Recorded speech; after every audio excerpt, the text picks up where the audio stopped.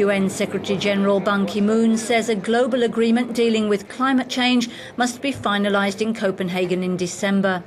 Interviewed by Euronews at the G8 summit, he also called on developed countries to fulfil their commitments to poorer nations and urged respect for democracy in Honduras. Developed countries are facing a critical dilemma, either injecting more money to stimulate the economy or controlling the debt burden. What is the UN Secretary General advice on this?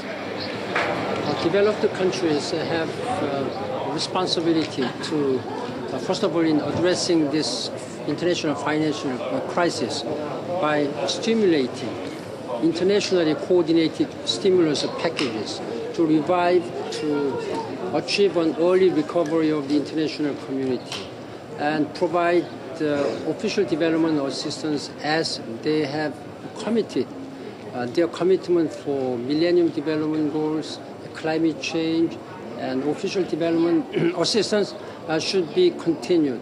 And I was encouraged during London G20 summit meeting, all the leaders have reaffirmed their commitment. At the same time, they should do more for the well-being and taking care of the plight and challenges of most vulnerable developing people. This is a very important moral, political imperative for them. But some countries are promising a lot and not keeping their promises. So what can we expect? That's exactly why I wrote a letter to all G8 leaders before coming to L'Aquila, Italy, to attend this G8 summit meeting. There have been many initiatives, many commitments, particularly a clinical commitment in 2005. That has not been fully implemented. And I have urged the G8 leaders to implement fully clinical commitment for the development of developing countries, for particular African countries. There is at least a $20 billion gap from their commitment. There have been many political declarations on finalizing the Doha round. How close are we really to open up the commerce worldwide? This Doha round has been delayed too long.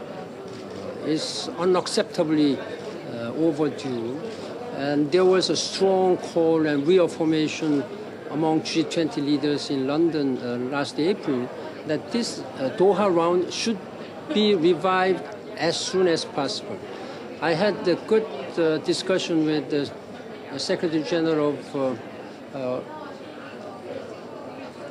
WTO, Mr. Pascal Lamy, and he is now doing his best in close coordination with the key countries.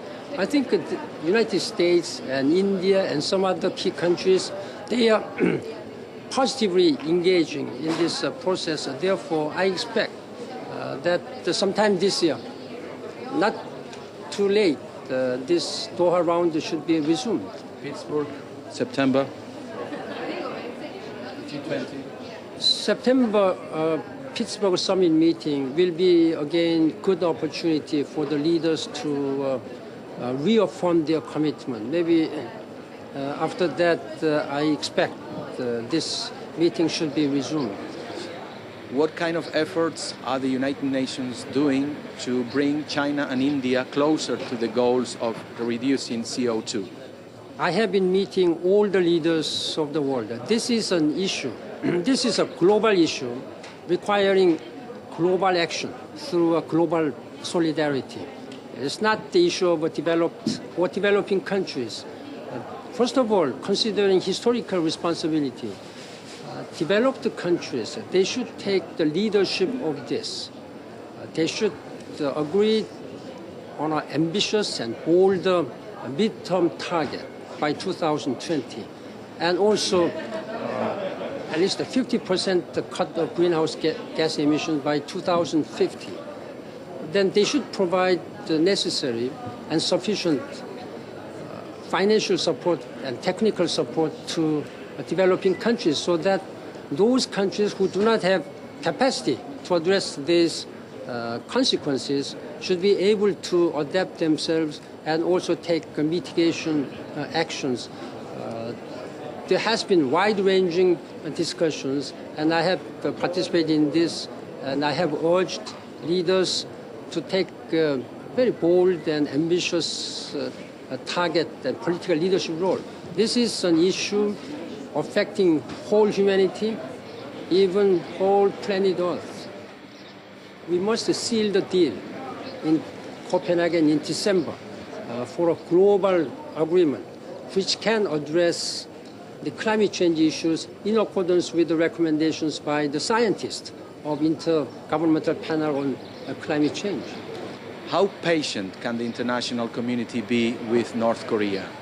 The Security Council has already taken very strong action, sanctioning DPRK, even agreeing to search the vessels, even on the high seas, when they have sufficient ground to believe that those cargoes are believed to be related to weapons of mass destruction and the proliferation of nuclear weapons and materials. This is a unanimous, strong message to DPRK. Now, all member states have also a duty to fully cooperate with this resolution, not to mention DPRK authorities to fully comply with this resolution. What is the position of United Nations on recent events in Honduras? I have made it quite clear, the position of the United Nations, that this is unacceptable and there should be immediate restoration to constitutional order. And I'm concerned that there have been very serious controversy and even violence in Honduras. And these authorities now in Honduras should allow President Zelaya to return safely and assume his presidency as was mandated by the will of Honduran people through their fair and free election. This is a basic principle of democracy.